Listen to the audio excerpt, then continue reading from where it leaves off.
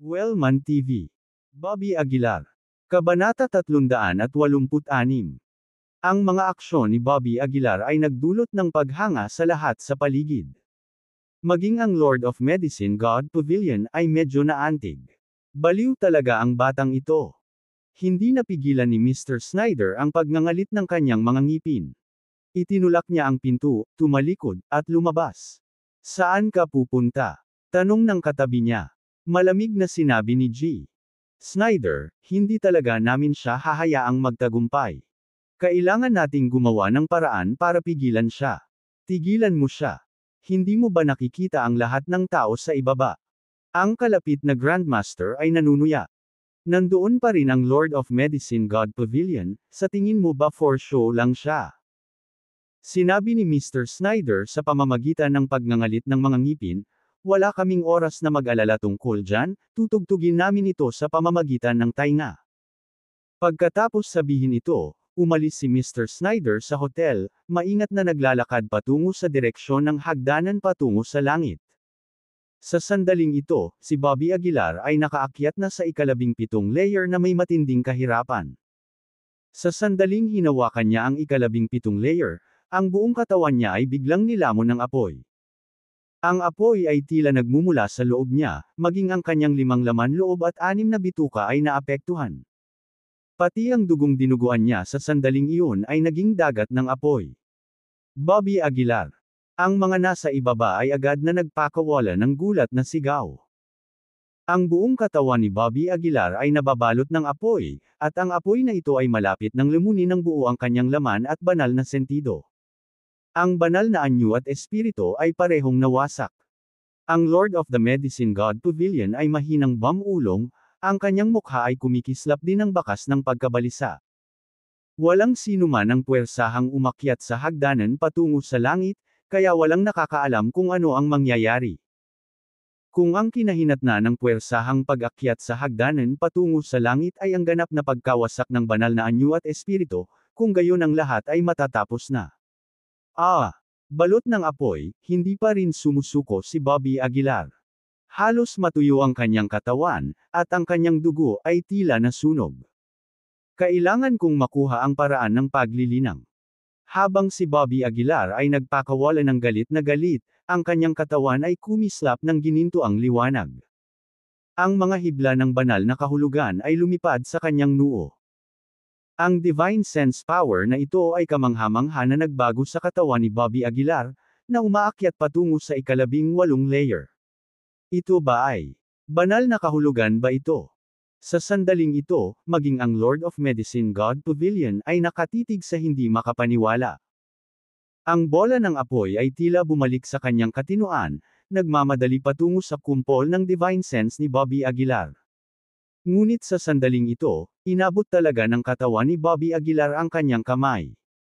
Sa kanyang halos baldado na kamay, isang malabong asul na espiritong apoy ang kumikislap. Sa ilalim ng makapangyarihang kontrol ni Bobby Aguilar, ang espiritong apoy na ito ay bumuo ng isang higanteng kamay. Ang higanteng kamay ay direktang umabot pasulong, na sinunggaban ng bola ng makalangit na apoy. Ang banggaan ng espiritong apoy at makalangit na apoy ay bumungad sa sandaling ito. Napanganga si Bobby Aguilar sa galit. At sa sandaling ito, ang banal na pakiramdam ni Bobby Aguilar ay talagang nahulog sa apoy ng espiritu. Pagkatapos, ang bola ng asul na espiritong apoy ay nagbagong anyo ni Bobby Aguilar. Anong klaseng teknik ito? Nagulat ang lahat sa eksenang ito. Maging ang maalam at may karanasan na Lord of Medicine na God Pavilion ay nagpakita ng kakaibang pagkataranta. Ang kombinasyon ng espiritong apoy at banal na kahulugan. Hindi nabalitaan. Paano ito nakamit ng batang ito? Ang katawan ng espiritong apoy ni Bobby Aguilar ay mabangis na bumangga sa makalangit na apoy. Ang espiritong apoy na ito ay tila humawak sa hindi masisirang kalooban ni Bobby Aguilar. Sa isang nakakuyom na kamao, ang kanyang asul na kamao ay mabangis na tumama sa makalangit na apoy. Ang makalangit na apoy ay walang anyo at walang katapusan. Hindi man lang sila mahawakan ng kamao ni Bobby Aguilar. Ang makalangit na apoy ay nagkalat at bumalik, walang katapusan. Sa bilis na ito, hindi na makakatagal si Bobby Aguilar. Kung sino man ang maglakas loob na pigilan ako, papatayin ko sila. Galit na umungol si Bobby Aguilar. Ang apoy ng espiritu ay kamangha-mangha na lumakas sa sandaling ito. Sa isang sulyap, si Bobby Aguilar ay parang isang asul na higanteng nakatayo sa hagdanan patungo sa langit. Hindi mo ako titigilan. Tila napuno ng kabaliwan at pangamba ang boses ni Bobby Aguilar. Sa sumunod na segundo, nagulat ang lahat sa aksyon ni Bobby Aguilar. Ang figurang gawa sa espiritong apoy ay bamuka ang bibig nito at nilamon ang makalangit na apoy.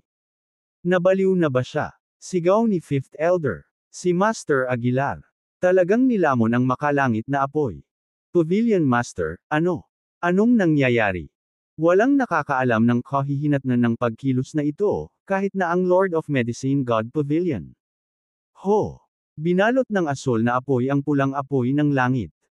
Ang makalangit na apoy ay umalangaw-ngaw sa loob ng espiritual na apoy, simula sa isang maliit na kislap, sa kalaunan ay naging pula ang buong espiritual na apoy. Dam! Napasinghap ang lahat sa gulat nang mapansin nila ito. Nabigo ba si Bobby Aguilar? Sa wakas, ang espiritual na apoy ay tila bumabalik sa sandaling ito. Ang dalawang apoy ay nag-intertwined at nagsanib na walang tigil. Ang prosesong ito ay tumagal ng mahabang panahon, tulad ng isang mahabang paghaharap. Lahat ay nakatenterhook, nakakuyom ang kanilang mga kamao. Ang eksenang ito ay hindi pa nagagawa. Nang biglang nagpanik ang lahat, kumislap ang mga mata ng Pavilion Master na may kaunting liwanag. Pwede bang? Gaya ng hinala ko. Ang Pavilion Master ay wala na sa dati niyang dominanteng kilos ngunit kamukha ng isang batang babae, tinakpan ang bibig ng kanyang kamay. Pavilion Master, ano ang problema? Nag-aalalang tanong ni Fifth Elder. Itinuro ng Pavilion Master ang dalawang apoy sa hagdanan patungo sa langit at sinabi, "Tingnan mo, ang dalawang apoy ay tila nagsasama." Pagtingin ko, ito nga ang sinabi ng Pavilion Master. Isang pagsasanib ng asul at pula. Isang purple spirit fire. Si Fifth Elder ang unang nag-react. Tama. Bahagyang tumango ang Pavilion Master. Sa sandaling matapos siyang magsalita, dahan-daang namuo ang isang malabong lilang kulay sa gitna ng dalawang apoy. Sa sandaling lumitaw ang lila, mabilis itong kumalat. Sa loob lamang ng ilang minuto, nawala ang makalangit na apoy at apoy ng espiritu, napalitan ng isang lilang apoy. Ang apoy, na nasa anyo pa rin ni Bobby, ay mukhang hindi kapani-paniwalang nangingibabaw kung titingnan mula sa ibaba. Way! Isang bagzo ng hangin ang umihip, at ang apoy ay sumugod sa katawan ni Bobby. Sa wakas, tumahimik ang eksena. Bumagsak si Bobby sa hagdan patungo sa langit, hindi gumagalaw. Ang bawat tao'y balisang tumingin sa pinangyarihan. Tinitigan nila si Bobby na may matinding pag-aalala sa kanilang mga puso. Makalipas ang kalahating minuto, si Bobby, nakahiga sa hagdanan papuntang langit, ay dahan-daang tumayo. Binuksan niya ang kanyang palad, at sumayaw sa loob nito ang isang purple spirit fire. Ay! Tagumpay! Sumabog ang tagay mula sa ibaba. Maging ang Lord of the Medicine God Pavilion ay naantig sa sandaling ito. Ang batang ito, talagang lampas sa imahinasyon, bulong ng Pavilion Master. Walang nag-iisip na sa bingit ng kamatayan, si Bobby ay magkakaroon ng ganoong katapangan na ideya. Sa taas ng hagdan patungo sa langit, nanatiling tahimik si Bobby. Ang susunod na hakbang ay ang higanteng kamay. Basta natapakan niya ito, makukuha niya ang cultivation technique. Bukod dito, si Bobby ang magiging unang tao sa kasaysayan na puwersahang umakyat sa hagdanan patungo sa langit. Lubhang kalmado ang ekspresyon ni Bobby, at humakbang siya patungo sa higanteng kamay. Huwag kang totantong sa hagdan patungo sa langit. Sa sandaling iyon, isang galit na sigaw ang nagmula sa mga anino. Pagkatapos, nakita nila ang isang napakalaking kamay na humahampas ng marahas kay Bobby. Bobby! Sa ibaba, ang Fifth Elder ay agad na nagpakawala ng nag-aalalang dagandong. Kabanata 387. Ang dambuhalang kamay na iyon ay nakatikip na sa langit at papalapit na. Huli na para pigilan ito ngayon. Nakatingin lang ang lahat ng walang magawa habang inabot ng higanteng kamay si Bobby Aguilar. Haha, hindi ka naaakyat sa hagdanan papuntang langit. Si Mr. Snyder ay tumawa ng nakakaloko. Si Bobby Aguilar, na akmang hahakbang sa hagdanan patungo sa langit, ay malamig na tumingin sa higanteng kamay. Ang kanyang mukha ay puno ng malamig na lamig, tulad ng isang Diyos ng kamatayan mula sa impyerno. Boom! Nang akmang hahampasin ng higanteng kamay si Bobby Aguilar, itinaas niya ang kanyang kamao at marahas na sinalungat ito. Isang napakalaking banggaan ang naganap sa sandaling iyon. Ang kamao ni Bobby Aguilar ay hindi kapani-paniwalang makapangyarihan, tulad ng isang puwersang maaaring magwasak ng anuman.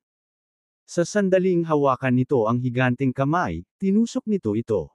Si Bobby Aguilar ay matatag na nakatayo sa ika-18 layer, ang kanyang mga mata ay malamig na nakatingin sa isang tiyak na direksyon. Paano? Paano ito posible? Namutla agad ang mukha ni Mr. Snyder. Hindi ba si Bobby Aguilar ay nasa bingit ng kamatayan?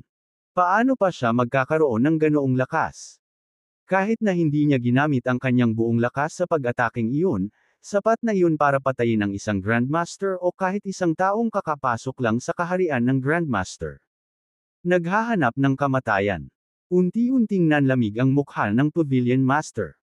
Ang kanyang tingin ay nahulog kay Mr. Snyder, at ang nagyayelong lamig sa kanyang mga mata ay nagpang-inag sa kanya sa takot. Hindi maganda. Napagtanto ni Mr. Snyder ang panganib at nagsimulang tumakbo. Sinusubukang tumakas. Nang akma na ang Pavilion Master, sinabi ni Bobby Aguilar sa langit, "Panginoong Pavilion Master, pabayaan mo na siya." Ha! Bahagyang kumunat ang noo ng Pavilion Master, bahagyang nagulat. Malamig na sinabi ni Bobby Aguilar, "Ako mismo ang papatay sa kanya." Nang marinig ito, ang Pavilion Master ay hindi maiwasang bahagyang matigilan. Gayunpaman, pumayag siyang hayaan si Bobby Aguilar na pangasiwaan ito at hindi siya hinabol. Walang ibang sinabi si Bobby Aguilar. Humakbang siya pasulong at humakbang sa higanteng kamay. Sa sandaling iyon, tumahimik ang lahat at bumalik sa kapayapaan. Si Bobby Aguilar, hila-hila ang kanyang sirang katawan, ay tumayong mag-isa sa higanteng kamay. Inilibot ng kanyang mga mata ang paligid, ngunit ang dambuhalang kamay ay ganap na walang laman, na wala man lang nakasuot. Walang palatandaan ng maalamat na kasanayan sa paglilinang. Pwede bang? Kasinungalingan. Mukhang hindi mapakali ang mukha ni Bobby Aguilar. Pagkatapos ng matinding pakikipaglaban para umakyat sa higanteng kamay, kung peke ang lahat, paano niya ito matitiis? Nakatayo mag-isa sa higanteng kamay, si Bobby Aguilar ay tila natulala. Bobby Aguilar, nakuha mo ba ang cultivation skill? Sa ibaba, ang Fifth Elder ay sumisigaw pa rin sa tuktok ng kanyang mga baga. Ngunit walang tugon mula sa itaas. Anong nangyayari? Nagdulot ito ng pagkabalisa sa lahat. Ang Pavilion Master ay gumawa ng kilos upang patahimikin ang eksena. Natahimik ang lahat, ni isang tunog ay hindi maririnig. Matapos ang halos 10 minuto, dahan-daang bumaba si Bobby Aguilar mula sa higanteng kamay. Nakatitig sa kanya ang lahat na para bang nakatitig sa isang maalamat na bayani. Way! Matapos bumaba mula sa hagdanan patungo sa langit, nagpakawala ng mahabang buntong hininga si Bobby Aguilar. Paano na? Nakuha mo ba ang cultivation skill? Nag-aalalang tanong ng Fifth Elder. Natahimik sandali si Bobby Aguilar bago siya biglang ngumisi at sinabing, "Nakuha ko na." Nasaan na? Mabilis na tanong ng Fifth Elder. Hindi napigilan ni Bobby Aguilar na mapabuntong hininga, noon ay nasa proseso ng pag-akyat sa hagdan patungo sa langit. Anong ibig mong sabihin? Nagtatakang tanong ng Fifth Elder. Itinuro ni Bobby Aguilar ang hagdanan patungo sa langit at sinabing, ang kasanayan sa paglilinang ay nakatago sa proseso ng pag-akyat dito. Noong una niyang nakita na wala sa higanteng kamay, nataranta rin si Bobby Aguilar. Ngunit nang maalala niya ang mga paghihirap na naranasan niya sa pag-akyat sa hagdanan patungo sa langit, naunawaan ni Bobby Aguilar. Ang kultibasyon na kasanayan ay ang proseso ng pag-akyat sa hagdanan, hindi isang partikular na kasanayan kung tutuusin. Sinubukan ni Bobby Aguilar na paandarin ang chi sa loob ng kanyang katawan, At sa katunayan, sa pagkakataong ito ang chi ay dumaloy na parang bati sa buong katawan niya. Sa tuwing ay papaikot niya ito, mas hihigit ang chi ng 10%. Kung ikukumpara sa dati, ito ay ilang beses na mas mabilis. Bumalik na tayo. Tumingin si Bobby Aguilar sa lahat at ngumisi. Halatang naguguluhan ang mga tao, at habang sila ay tulala, si Bobby Aguilar ang nanguna sa pag-alis sa lugar. Sa pagbabalik sa Divine Alchemist Pavilion, dumiretso si Bobby Aguilar sa tirahan ng kanyang elder at naupo ng naka-cross-legged. Bobby Aguilar, malubha kang nasugatan, magpahinga ng ilang araw, sabi ng Pavilion Master. Umiling si Bobby at ngumiti, ang oras ay kasing halaga ng langis. Ang maliit na pinsalang ito ay wala. Master Aguilar, ikaw ang pinakanakatuon na tao na nakita ko. Oo, kung nasa akin ang iyong talento, hinding-hindi ako susugal sa buhay ko. Nang marinig ang mga salitang ito, hindi napigilan ni Bobby Aguilar na bumulong-bulong, kung magagawa nila, sino ang handang ipagsapalaran ang kanilang buhay. Kumalat na parang apoy ang balita ni Bobby Aguilar na puwersahang bumagsak sa hagdanan patungo sa langit. Wala pang isang araw, kumalat na ito sa buong martial arts forum. Ang balitang ito ay parang lindol sa mundo ng martial arts. Sa buong kasaysayan, walang sino man ang matagumpay na nakaakyat sa hagdanan patungo sa langit. Kahit na ang henyo, si Jackson Harris, ay hindi magagawa. Si Bobby Aguilar ay talagang nasira sa hagdanan patungo sa langit sa pamamagitan ng puwersa, ang una sa kasaysayan. Sa gayong kapital, sapat na ba ito upang duminahin ang mundo? Diyos ko, mayroon talagang isang tao sa mundo na makakalusot sa hagdanan patungo sa langit. Laban sa langit. Si Bobby Aguilar ay tiyak na numero 1 sa ating henerasyon. Ang balita ay patuloy na umaasim, na umaabot sa mga tainga ng halos bawat martial artist. Para sa isang oras, ang pangalan ni Bobby Aguilar ay umalangaw-ngaw sa buong mundo ng martial arts. Halos lahat alam at walang nakakaalam. May mga hindi rin naniwala at inisip na ang hagdanan patungo sa langit ay hindi kasing hirap ng mga alamat, kaya sinubukan nilang sundan ang mga yapak ni Bobby Aguilar at sa pilitan nilang tinahak ang hagdanan patungo sa langit. Ngunit ang resulta ay isa lamang. Ganap na pagkalipol ng kanilang banal na anyo. Sa loob ng 3 buong araw, nangingibabaw ang balitang ito sa tuktok ng Martial Arts Forum. Ang mga komento ay umabot sa higit sa 100,000. Tunay na nasaksihan ang epekto ng sapilitang pagbagsak sa hagdanan patungo sa langit. Capital City, Pamilya Blair. Tiningnan ni Dexter Blair ang balita sa kanyang telepono, ang kanyang mukha ay sobrang pangit. Paano ito posible? Paano ito posible? Si Dexter Blair ay umungal sa galit. Ang gayong talento ay halatang higit sa kanya. Hindi lang si Dexter Blair, kundi sina Riley Blair at Keelan Taylor ay nakatanggap din ng balita. Sa unang pagkakataon, nakaramdam sila ng krisis. Ang mga taong sapilitang makalusot sa hagdanan patungo sa langit ay may walang limitasyong mga tagumpay sa hinaharap. Nagdulot pa sila ng banta sa mga aristokratikong pamilya. Kailangan nating alisin agad itong Bobby Aguilar. Malamig na sabi ni Keelan Taylor. Pumikit si Riley Blair at sinabing, maaaring banta tayo ng taong ito sa loob ng 3 taon. Kung hindi siya mamamatay, hindi tayo makakatulog ng mapayapa. Iyon ay sinabi, si Bobby Aguilar ay nasa Divine Alchemist Pavilion, at walang paraan upang simulan ang pagpatay sa kanya. Maghintay lang tayo. Napabuntong hininga si Keelan Taylor. Ang magagawa nila ay maghintay sa kasal nina Emily Taylor at Dexter Blair. Sa kalahating taon, hindi niya magagawang ibagsak ang langit. Malamig na ngumuso si Keelan Taylor. Sa oras na ito, si Dexter Blair ay tila nalulumbay.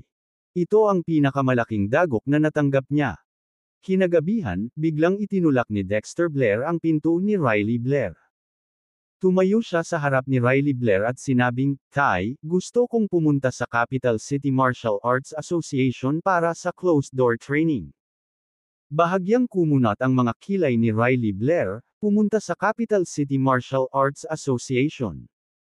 Oo, Dad, tulungan mo akong hanapin ang chairman. Si Dexter Blair ay lumuhad sa lupa na may kumakatok.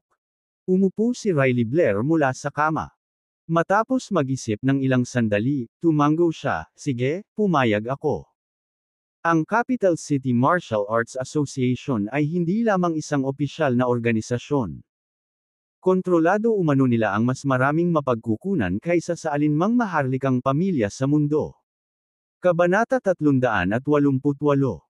Ang pamilya Blair ay mayroon ng mga koneksyon sa Martial Arts Association, kaya hindi masyadong mahirap na pasukin si Dexter Blair. Gayunpaman, ang hakbang na ito ay sapat na upang ipakita ang isang bagay. Ibig sabihin, ang Bobby Aguilar na dati nilang minamaliit, ngayon ay nag-aalala at natatakot pa nga sa kanila. Sa isang liblib na lugar ng bundok. Walang tao sa paligid, ngunit isang maliit na bungalow ang nakatayo dito. Guro, narito ang tsaa na gusto mo. Isang 14 o 15 taong gulang na batang lalaki na may dalang tasa ng tsaa ang lumapit sa isang matandang lalaki na may puting buhok. Kinuha ng matanda ang tsaa at sinabi, gaano na tayo katagal dito? Guro, 14 na taon. Sagot ng bata. 14 na taon. Ang bilis talaga ng panahon. Napabuntong hininga ang matanda. Natahimik sandali ang bata, tila may gustong sabihin. Kung may sasabihin ka, sabihin mo lang. Nakikita ng matanda ang nasa isip ng bata. Pagkaraan ng ilang sandali, nag-alinlangan ang bata, pagkatapos ay nagsabi, Guro, kamakailan lang ay may isang matagumpay na nakatapak sa hagdanan patungo sa langit. Tinaas ng matanda ang kanyang kilay at mahinang ngumiti, isang talento na pinili ng langit. Hindi, katulad mo, pilit niyang sinira ang hagdanan patungo sa langit, ngunit, nagtagumpay siya. Paunti-unting lumiit ang boses ng bata na para bang natatakot na masaktan ang damdamin ng matanda. Pagkarinig nito, nahulog sa lupa ang tasa ng tsaa ng matanda. Ang matandang ito ay walang iba kundi ang sikat na Jackson Harris, na kilala bilang isang henyo. Hindi siya tunay na matanda, 48 taong gulang lamang. Ang kanyang ulo na puno ng puting buhok ay pawang dahil sa kanyang nakaraang pagtatangka na puwersahang pumasok sa hagdanan patungo sa langit. Palaging may mga bagong talento na umuusbong, bulong ni Jackson Harris pagkaraan ng ilang sandali. Hindi umalis si Bobby Aguilar sa tirahan ng Elder ng buong 3 araw. Halos araw-araw, bumibisita ang mga tao kay Bobby Aguilar. Sa kanilang mga mata, isa na siyang tunay na himala. Sa isang kisap mata, isang buwan na ang lumipas.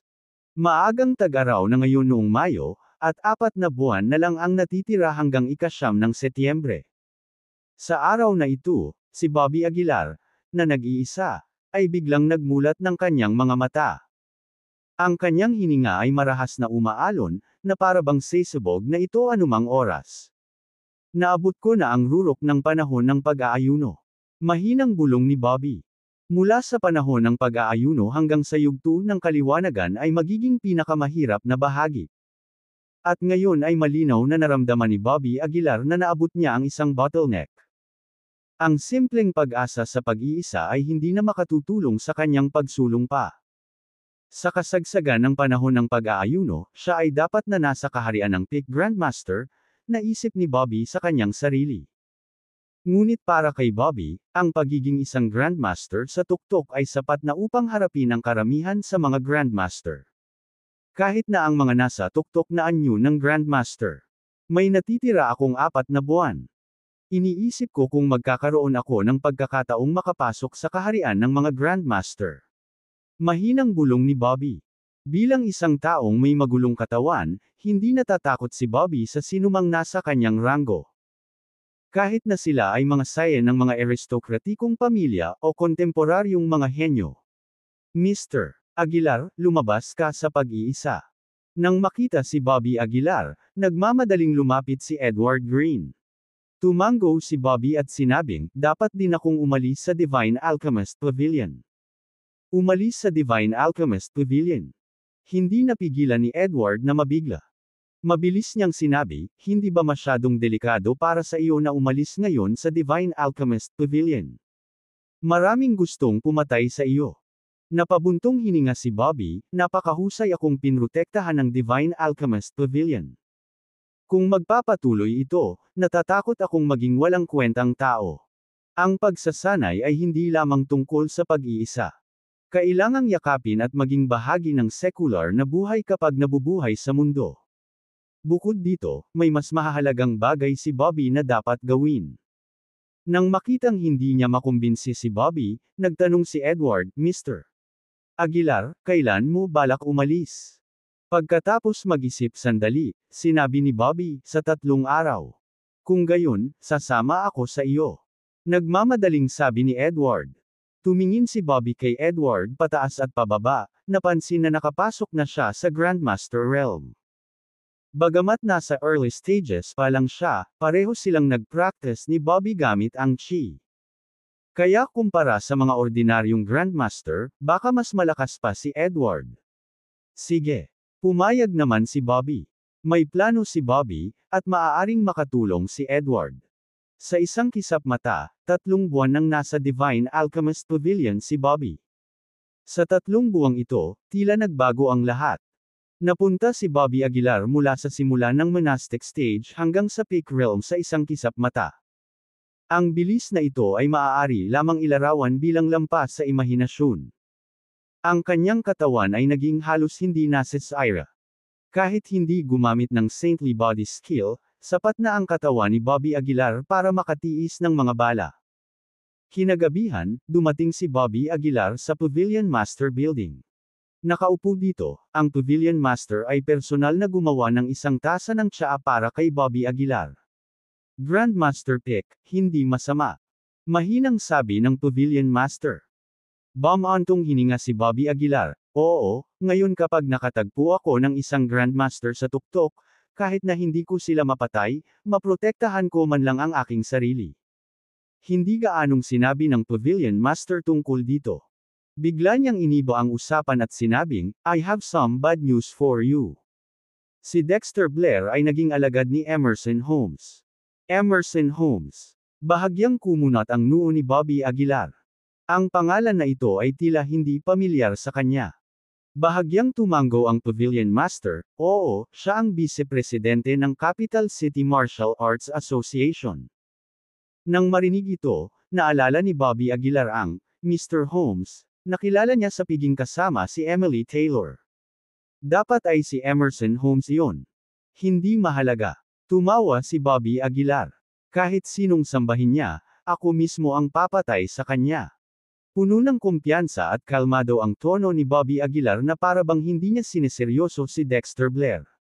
Tumango ang Pavilion Master ngunit hindi na nagsalita pa. Palagi niyang pinagkakatiwalaan si Bobby Aguilar, at ang kanyang pagganap ay lalo pang nagpatibay sa kanyang paniniwala. Aalis sa loob ng 3 araw. Tanong ng Pavilion Master. Tumango si Bobby Aguilar. Oo, plano kong maghanda ng ilang araw pa kung sakaling magkaroon ng mga hindi inaasahang sitwasyon. Sige. Tumayo ang Pavilion Master. Bumalik siya sa kanyang silid at lumabas saglit na may hawak na peel furnace sa kanyang kamay. Ang peel furnace na ito ang personal na ginamit ng Pavilion Master dati. Ang inukit na banal na dragon sa ibabaw nito ay mas parang buhay. Ibinibigay ko sa iyo itong peel furnace. Malumanay na sabi ng Pavilion Master. Sa pagkakataong ito, hindi na tumanggi si Bobby Aguilar. Tinanggap niya ang peel furnace at sinabing, hinding-hindi ko makakalimutan ang dakilang kabaitan ng Pavilion Master. Hindi masasabi ang kabaitan ng Divine Alchemist Pavilion kay Bobby Aguilar. Kahit ang kasalukuyang Bobby Aguilar ay hindi alam kung paano sila babayaran. Sa mga sumunod na araw, isa-isang nagpaalam si Bobby Aguilar sa maraming alchemist ng Divine Alchemist Pavilion. Bukod doon, ginugol niya ang lahat ng kanyang oras sa pagkulong sa kanyang silid, na walang nakakaalam sa kanyang ginagawa.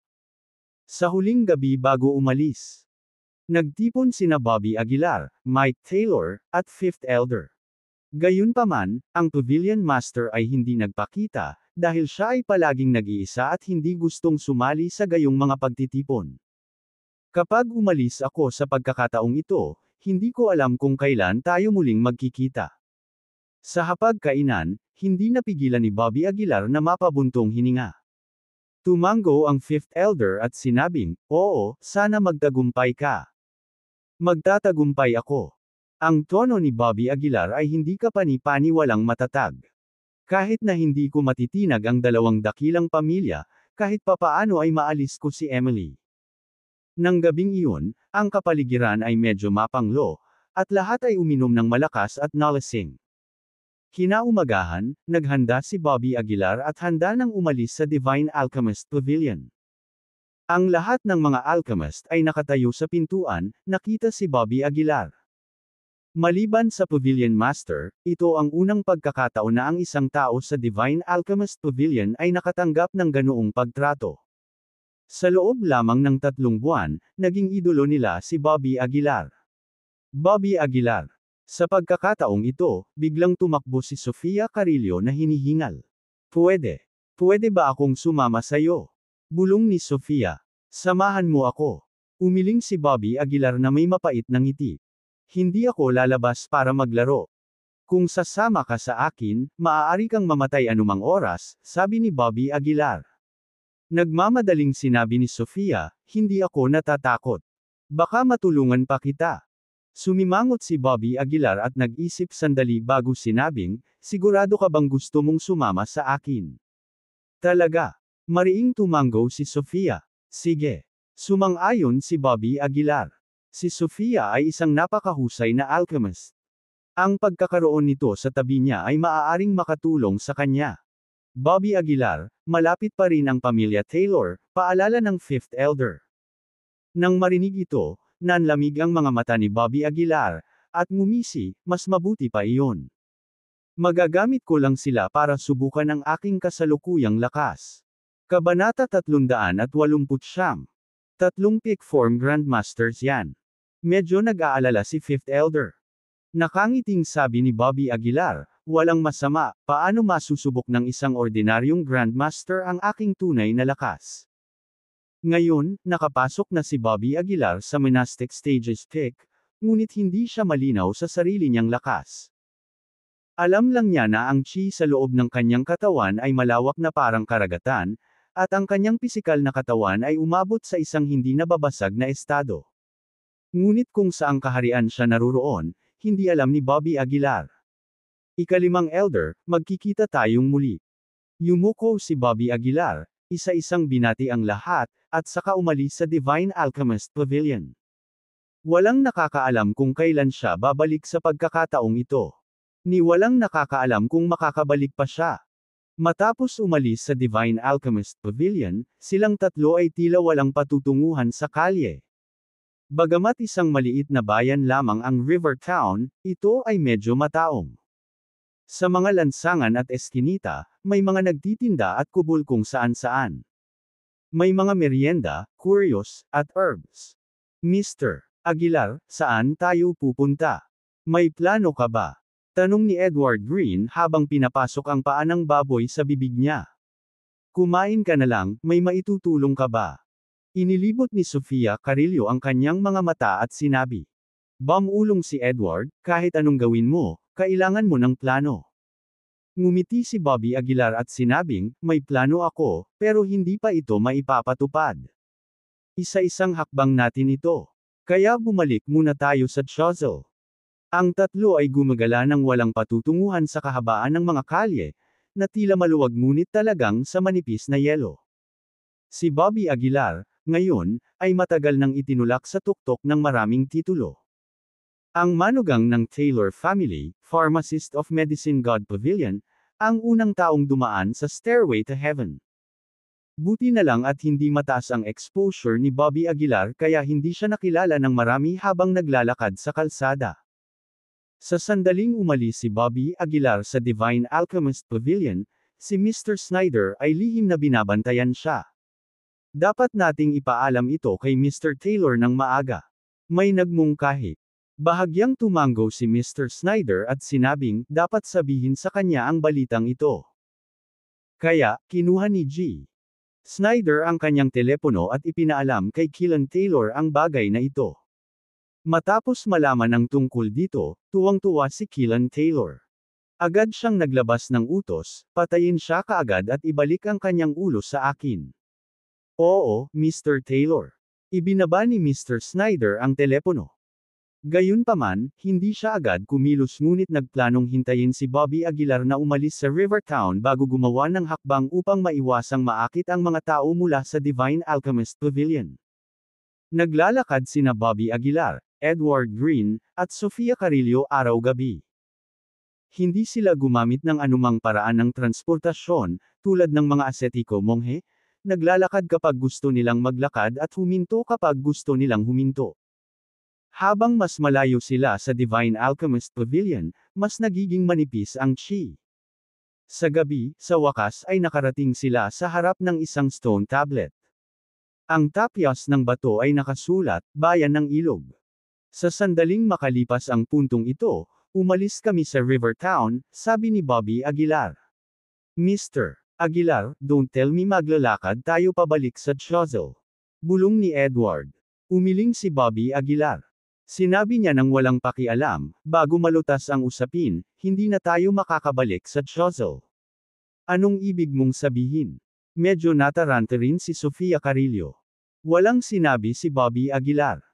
Tumakbo siya sa ibabaw ng stone tablet at tumayo sa malawak na damuhan sa unahan, tahimik na naghihintay ng isang bagay habang ang kanyang mga kamay ay nakakross sa likod. Ang lugar na ito ay higit sa 100 kilometro ang layo mula sa Divine Alchemist Pavilion. Kahit magmaneho, aabutin ng ilang oras, mahinang sabi ni Bobby Aguilar. Hindi ka pa ba lalabas? Mukhang natarante sina Edward at Sofia, hindi alam kung ano ang sinasabi ni Bobby Aguilar. Alam mong nandito tayo, naglakas loob ka pa ring umalis sa Divine Alchemist Pavilion. Sa sandaling ito, lumabas mula sa dilim si Mr. Snyder at ang kanyang mga tauhan. Malamig na tumitig kay Bobby Aguilar ang tatlong peak form Grandmaster. Bobby, tila medyo natakot si Sofia Carrillo. Huwag kang matakot, paprotektahan kita. Nag-volunteer si Edward Green, sinangga niya si Sofia Carrillo sa likod niya. Tumingin si Bobby Aguilar kay Mr. Snyder at sinabing may mahinang ngiti, talagang hindi kayo sumusuko. Anong uri ng mga benepisyo ang ibinigay sa iyo ng pamilya Taylor? Hindi mo na kailangang malaman. Malamig na sigaw ni Mr. Snyder. Bobby Aguilar, dahil sa iyo, tayong tatlo ay hindi makakauwi at kailangang magbabantay malapit sa Divine Alchemist Pavilion araw-araw. Ang sama ng loob na ito ay dapat singilin sa iyong account. Snyder sinabi sa pamamagitan ng gritted ngipin. Sinulyapan siya ni Bobby Aguilar at nginisyan, kung ako sa iyo, uuwi na ako ngayon. Huwag kang mag-alala, kapag napatay ka namin, natural na babalik kami, malungkot na sabi ni Mr. Snyder. Lalong lumakas ang aura niya. Sa kanyang oras sa Rivertown, bahagyang tumaas din ang lakas ni Mr. Snyder. Ang kanyang kasalukuyang estado ay nasa kanyang tuktok. Sa tingin mo bakit ako naglakas loob na lumabas ng Divine Alchemist Pavilion ng lantaran? Mahinang tanong ni Bobby Aguilar. Tumawa ng malakas si Mr. Snyder, syempre, kasi tanga ka.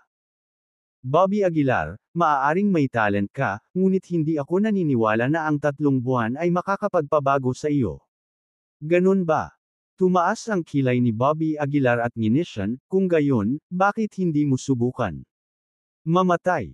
Tumigil sa pagsasalita si Mr. Snyder, tinapakan ang kanyang paa, at inabot niya ang dibdib ni Bobby Aguilar. Dalawang mabangis na hangin, tulad ng mga talam, ang palm unit sa hangin at humawak sa dibdib ni Bobby Aguilar. Gayunpaman, tumayo si Bobby Aguilar, hinayaan ang dalawang matutulis na kuko na mapunit sa kanya. Flang-flang. Ang dalawang atmospheric aura na ito ay nabuo sa panloob na lakas at walang awa na kumamaw sa dibdib ni Bobby Aguilar.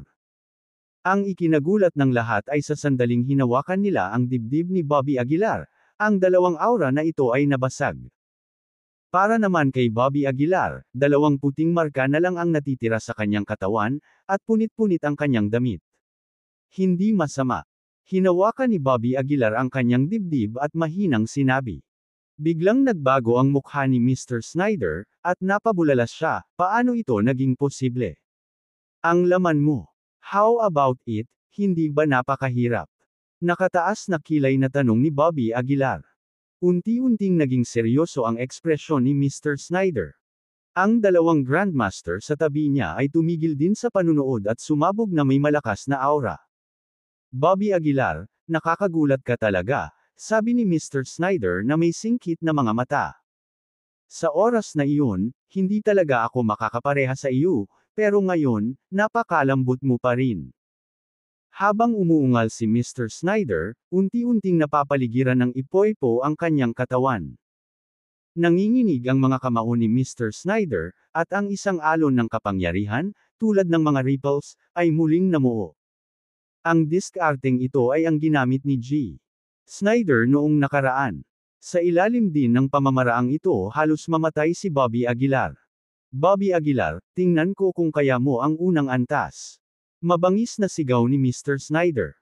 Sa sandaling bumagsak ang kanyang mga salita, ang mga alon ng kapangyarihan ay hamampas kay Bobby Aguilar. Ngumisi si Bobby Aguilar, iyan lang ba ang mayroon ka?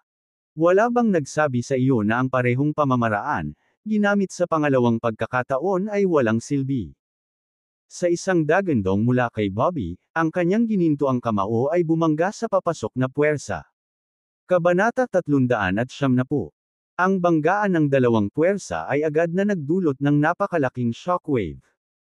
Si Edward Green at Sofia Carrillo ay parehong pinalipad ng ilang dosenang metro pabalik sa impact. Boom!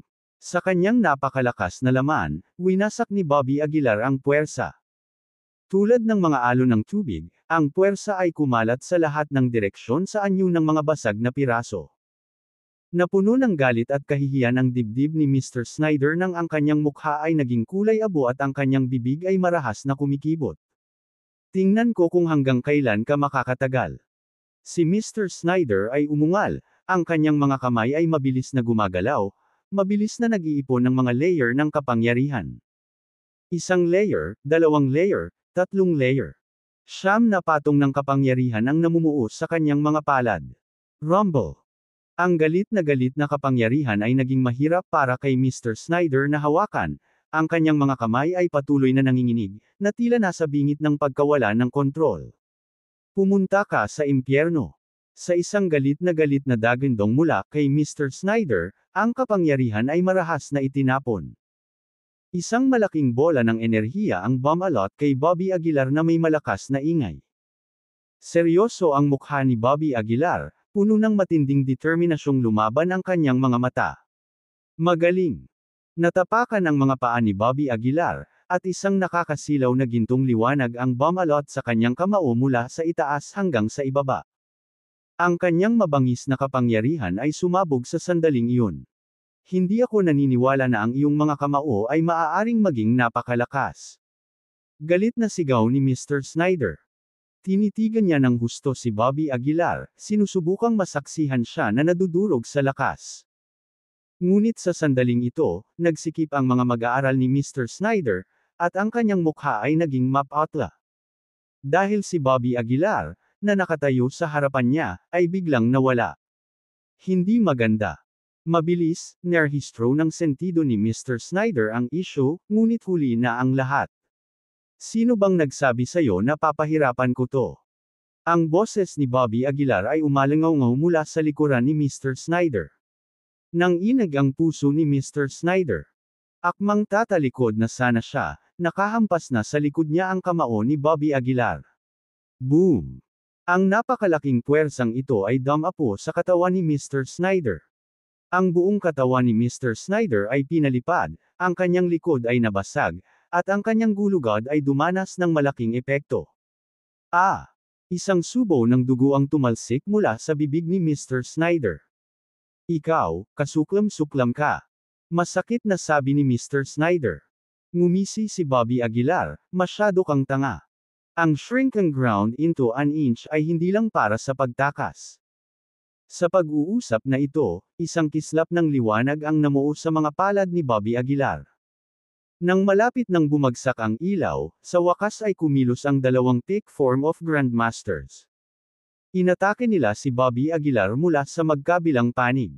Mabigat na bumagsak na space. Sa sandaling nagsara ang dalawa, malamig na inilabas ni Bobby Aguilar ang mga salitang ito. Parehong tila na trap ang kanilang mga galaw, ang kanilang bilis ay bumagal ng husto. Sampal. Sampal. Bago pa sila makapag-react, isang gintong sampal ang tumama sa kanilang mga mukha.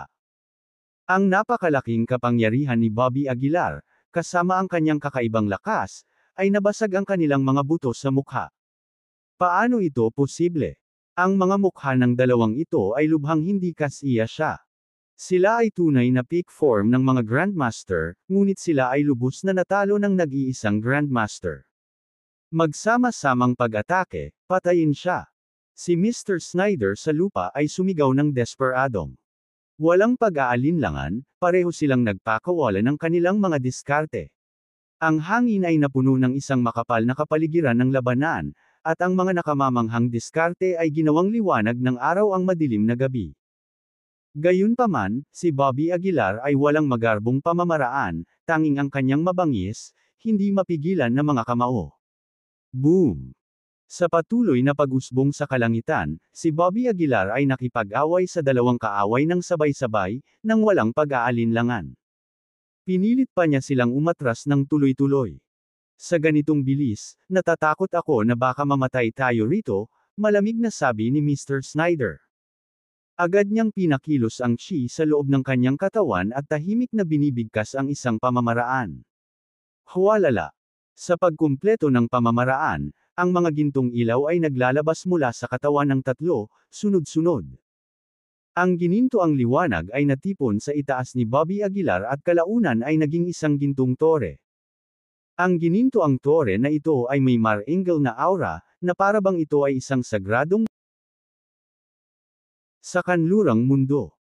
Upang mapilitan kami sa ganitong lawak, Bobby Aguilar, dapat mong ipagmalaki ng husto, malamig na sabi ni Mr. Snyder.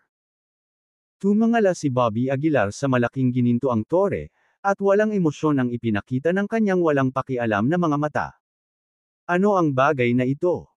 Itinuro ni Bobby Aguilar ang gintong tore at nagtanong pagkaraan ng ilang sandali. Ngumisi si Mr. Snyder, ang pamamaraang ito ay tinatawag na Three Directions Divine Tower. Hanggat ang taong pinigilan ay nasa mas mababang antas kaysa sa caster, sila ay makulong sa Divine Tower magpakailanman hanggang sa sila ay mawala sa kawalan. Bobby Aguilar, tanggapin mo ang iyong kamatayan. Sa paghimok ng pamamaraan, ang malaking gintong tore ay durog patungo kay Bobby Aguilar na may kahangahangang presensya. Mabilis na ginamit ni Bobby Aguilar ang shrink and ground into an inch technique at tumakas sa gilid. Ang nakakagulat ay kahit gaano kabila si Bobby Aguilar, ang gintong tore ay palaging nakabitin sa itaas ng kanyang ulo. Walang kwenta. Hindi ka makakatakbo. Galit na umungal si Mr. Snyder. Boom! Sa kalaunan, ang gintong tore ay mabangis na tinakpan mula sa itaas at bumagsak. Ang buong lupa ay agad na itinaas gamit ang mga layer ng alikabok, at ang eksena ay dahan-daang tumahimik. Mr. Aguilar. Hindi napigilan ni Edward Green na mapaiyak sa pag-aalala. Sa kasamaang palad, nagkaroon ng kumpletong katahimikan sa loob ng ginintoang tore, nang walang anumang tunog. Mabilis na naglakad ang dalawang Grandmaster kay Mr. Snyder at tinulungan siyang tumayo. Maaari na tayong magulat muli, pinunasan ni Mr. Snyder ang dugo sa gilid ng kanyang bibig at sinabing may halong sakit. Tumango ang dalawa at saka tumingin kina Edward Green at Sofia Carrillo. Anong gagawin natin sa dalawang ito? Tanong ng isa sa mga Grandmaster. Sinulyapan sila ni Mr. Snyder at malamig na sinabi, dalawang langgam lang sila, patayin mo na sila. Sige. Tumango ang isa sa mga Grandmaster at saka naglakad patungo sa dalawa. Hindi maganda ang lakas nina Edward Green at Sofia Carrillo. Sa harap ng dalawang Grandmaster, halos wala silang pagkakataong lumaban. Ngunit sa sandaling ito, si Edward Green ay hindi kapani-paniwalang matapang. Pinuprotektahan niya si Sofia Carrillo sa likod niya at bamulong, ay poprotektahan kita. Kahit alam ng dalawa na parang paghagis ng itlog sa bato, bumangon ang dampi ng emosyon sa mga mata ni Sofia Carrillo. Napatikip ng ngipin si Sofia Carrillo, at biglang ibinuka ang palad. Isang pulang espiritual na apoy ang agad na sumugod patungo sa Grandmaster. Bang! Bagamat kayang lamunin ng espiritual na apoy ang lahat, Ang lakas ni Sofia Carrillo ay masyadong mahina. Ang Grandmaster ay kailangan lamang na itaas ang kanyang kamay upang ikalat ang espiritual na apoy ng walang kahirap-hirap. Nililigawan si kamatayan, malamig na sabi ng Grandmaster. Itinaas niya ang kanyang palad, at nagsimulang mamuo ang nangingibabaw na aura. Tumpak. Nang akmang hahampasin ng Grandmaster, biglang may narinig na tunog mula sa loob ng hindi masyadong kalayuan na gintong tore. Tumpak. Bago pa siya makapag-react, isa pang muffled sound ang nagmula sa Golden Tower. Tumpak. Pumalakpak. Pumalakpak. Sunod-sunod, malalim na mga tunog na narinig mula sa loob ng gintong tore. Walang tigil na nanginginig ang buong tore. Ang mukha ni Mr. Snyder ay naging pangit, at tinitigan niya ang ginintoang tore, nanginginig na nagsasabing, paano? Paano ito posible? Walang makakatakas sa gintong tore na ito. Bitek. Sa sandaling bumagsak ang kanyang mga salita, sunod-sunod na lumitaw ang mga bitek sa gintong tore. Boom! Sa wakas, hindi na nakayanan ng gintong tore. Sinakop ng makapal na bitek ang buong tore, at sa sumunod na segundo, sumabog ito. Ang mga gintong ilaw, tulad ng mga tipak ng salamin, ay pinalabas sa lahat ng direksyon. Ang iyong ginintoang tore ay tila marupok.